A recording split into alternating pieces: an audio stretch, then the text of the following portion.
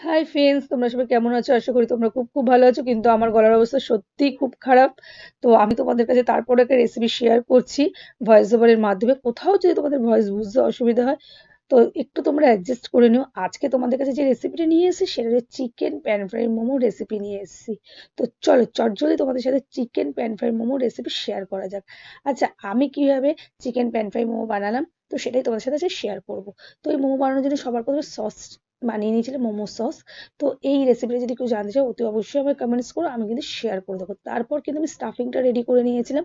এই স্টাফিংটা কি কি দিয়ে কিভাবে রেডি করলাম তো সেই রেসিপি জানতে চাইলে অতি অবশ্যই কিন্তু আমাকে কমেন্টস করো। আমি রেসিপিটা কিন্তু তোমাদের সাথে শেয়ার করে দেবো। তো চলো চটজলদি মোমো রেসিপিটা তোমাদের সাথে শেয়ার করা যাক।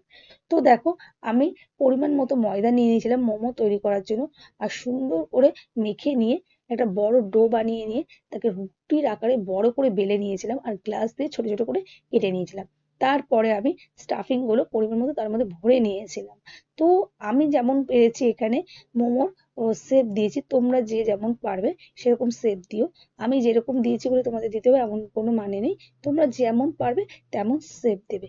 তো মোমোগুলো এরকম ভাবে শেপ দিয়ে রেডি করার পরে গ্যাসে আমি পরিমাণ মতো হাঁড়িতে জল দিয়ে দিয়েছিলাম, স্টিলের একটা ঝাঁঝরি বসিয়ে দিয়েছিলাম, তার মধ্যে মোমোগুলো আমি স্টিম করে নিলাম। দেখতেই পারলে গ্যাস ধরিয়ে দিয়েছি, কড়াই বসিয়ে দিয়েছি, পরিমাণ মতো তেলও দিয়ে দিয়েছি।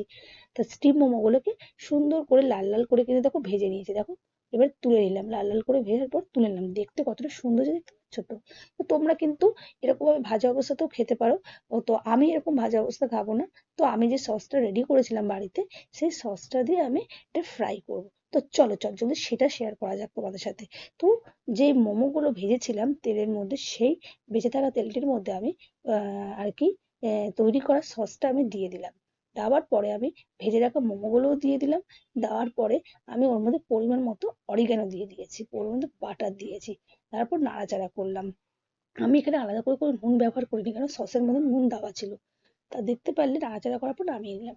তো সত্যি বলছি বন্ধুরা, দেখতে যতটা সুন্দর হয়েছিল খেতেও কিন্তু খুব সুন্দর হয়েছিল, দারুণ হয়েছিল। নিজে বানিয়েছি বলে বলছি না, সত্যি বলছি বন্ধুরা, মোমোটা খেতে সত্যি খুব ভালো হয়েছিল।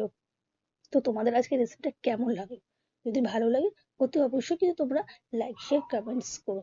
আর তোমরা কি ধরনের আর কি ভিডিও দেখতে চাও সেটাও কিন্তু তোমরা আমাকে কমেন্টস এর মাধ্যমে জানিও। আর আমার চ্যানেলের নাম হচ্ছে বেঙ্গলি ব্লগার রুমকি পাল। অতি অবশ্যই তোমরা সাবস্ক্রাইব করে রেখো, তাহলে খুব সুন্দর সুন্দর ব্লগও পাবে আর রেসিপিও পাবে। তো চলো আজকের মতো বাই বাই, টাটা।